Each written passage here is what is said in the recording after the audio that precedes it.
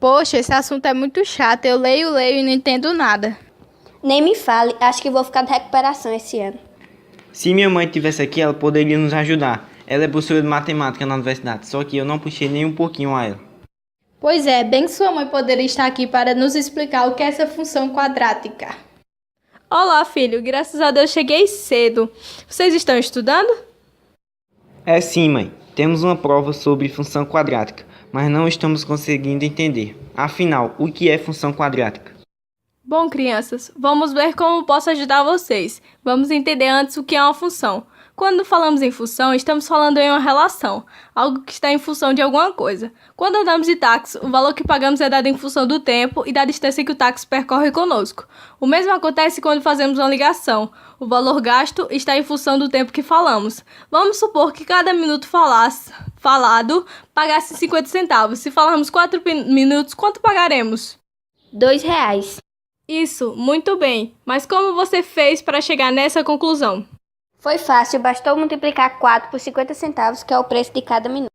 Muito bem, Maria. Você acabou de resolver uma função, só que nesse exemplo a função tratada é uma função afim. A função afim apresenta um termo acompanhado de x. A função quadrática é um pouco diferente. Também é uma relação, mas tem uma característica. Por exemplo, você vai construir uma piscina quadrada, a área da sua piscina vai ser dada em função do lado do quadrado. Se o lado for 2, a piscina terá área igual a 4. Nesse caso, temos uma função quadrática. Alguém sabe me dizer o porquê? Para achar a área, tem que fazer o lado ao quadrado. Então, na função quadrática, aparece o x ao quadrado.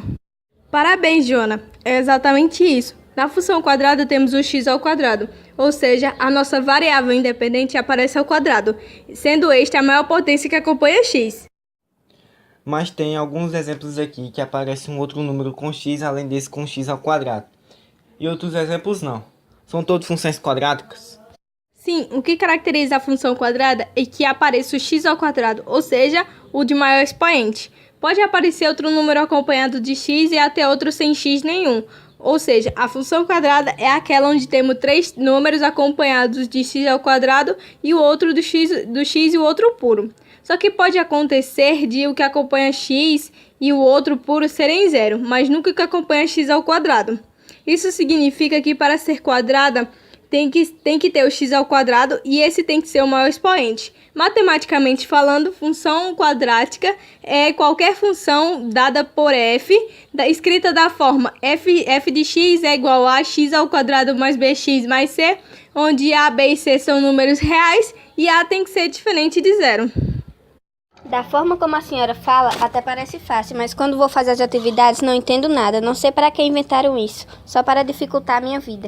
Sabe, muito interessante isso que você falou. Esses dias fiz um trabalho na faculdade com meus alunos sobre história da função quadrática e foi bastante interessante, pois a função quadrática surge para resolver problemas que ocorreram ao longo da história. Boa parte do que estudamos em matemática são assuntos que surgiram e se desenvolveram a partir da necessidade do homem. Os primeiros registros que temos de problemas envolvendo função quadrática são de muitos anos atrás, por volta do século 3 e 2 a.C., no Egito e na Babilônia. No Egito, os povos se depararam com situações que possivelmente exigiam em sua solução a função quadrática. Questões sobre armazenamento de grãos, construções hidráulicas, construções de pirâmides para guardar os corpos dos faraós, pois acreditavam numa vida após a morte que dependia da conservação dos corpos. O cálculo de área de terras também era um problema presente no cotidiano dos egípcios, pois, com as enchentes do Nilo, era necessário recalcular a área disponível, pois essa determinava a quantidade de impostos. Nesses problemas, os egípcios se depararam com funções quadráticas e resolveram. Tais problemas eram resolvidos cada um à sua forma, seguindo uma série de operações, não chegando a determinar uma regra. Na Babilônia, também se depararam com problemas de cálculo de área e com problemas relacionados ao comércio, onde para resolvê-los era necessário resolver funções quadráticas. Os babilônios já tinham uma forma de resolver, não que houvesse uma regra, mas as resoluções eram apresentadas como uma receita descrita como um texto. Um exemplo deste problema e solução na linguagem de hoje seria assim: qual o lado de um quadrado, sabendo que subtraindo esse lado de sua área o resultado é 87?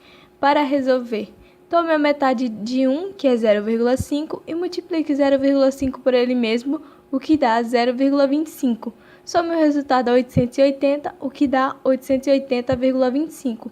Isto, na verdade, é um quadrado de 29,5, que somado à metade de 1 vai dar o lado do quadrado, que é igual a 30. Mas essa forma não é como a professora ensinou. É verdade, até essa época não existia uma generalização, uma regra de como fazer, assim como estudamos na escola. Podemos dizer que essa generalização foi se formando bem simples com os gregos. Os gregos também se depararam com problemas de cálculo de área e comércio que, para serem resolvidos, era necessário resolver funções quadráticas. Os gregos perceberam que, através do contato com os egípcios e babilônios, que não havia uma regra para resolver funções quadráticas, e foi justamente isso que eles buscaram. Em geral, os gregos estavam preocupados com a generalização. Podemos dizer que é a partir daqui que caminhamos mais claramente para a função que temos hoje. Uma coisa interessante é que até aqui os problemas estavam muito ligados à geometria. Quando se falava em encontrar um valor, se tratava de encontrar um segmento. Ainda não existiam essas letras, ou seja, essa forma de escrever a função como conhecemos hoje. Os problemas com a função quadrática continuaram a existir, ainda tratados com representações geométricas, ou seja, valores são segmentos e com uma solução falada.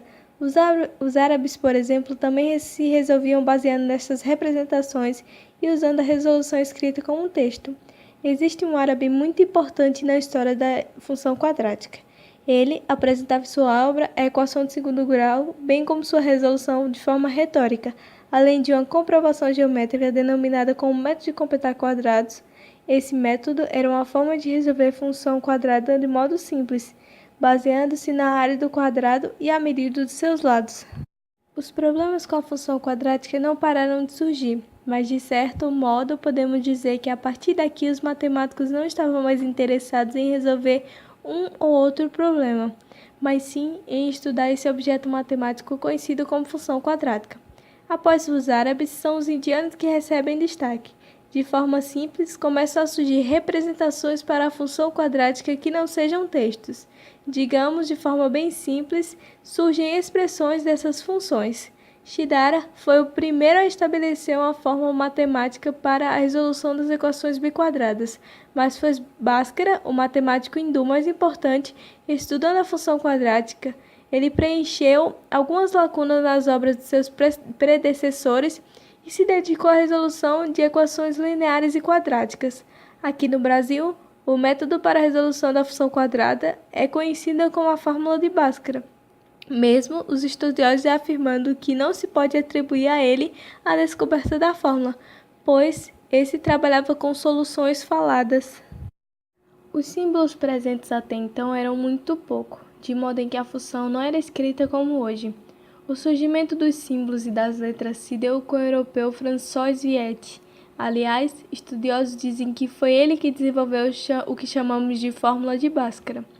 Este matemático percebeu algumas relações entre os coeficientes e as raízes de equações quadráticas e as apresentou em sua obra. Contudo, Viète não se divorciou totalmente da tradição e continuou a usar palavras ou abreviaturas. Para as potências da incógnita, por exemplo, em vez de usar o expoente como em A ao quadrado, ele escrevia A quadratum, que significa A quadrado. O responsável por esse afastamento total das palavras e abreviaturas foi René Descartes. Foi Descartes que relacionou a álgebra com a geometria. O resultado desse estudo foi a criação do plano cartesiano, onde podemos observar graficamente a função quadrática e a construção algébrica da função. E foi assim que chegamos à função quadrática que conhecemos hoje e na forma de resolvê-la, partindo de problemas que apareceram lá de trás. Nos problemas cotidianos surgiu a necessidade de criar e resolver funções quadráticas. Com o tempo, os matemáticos observaram que ela estava presente no dia a dia e começaram a estudá-la, chegando assim no que estudamos hoje. Que legal, não imaginava que tinha se desenvolvido assim. Achei que alguém que não estava fazendo nada simplesmente resolveu criar essa tal de função quadrática. Também achei interessante. Até entendi o que é, quem inventou, como se desenvolveu. Eu só não entendo por que estudo isso ainda. Pois é, mãe, para que serve a função quadrática?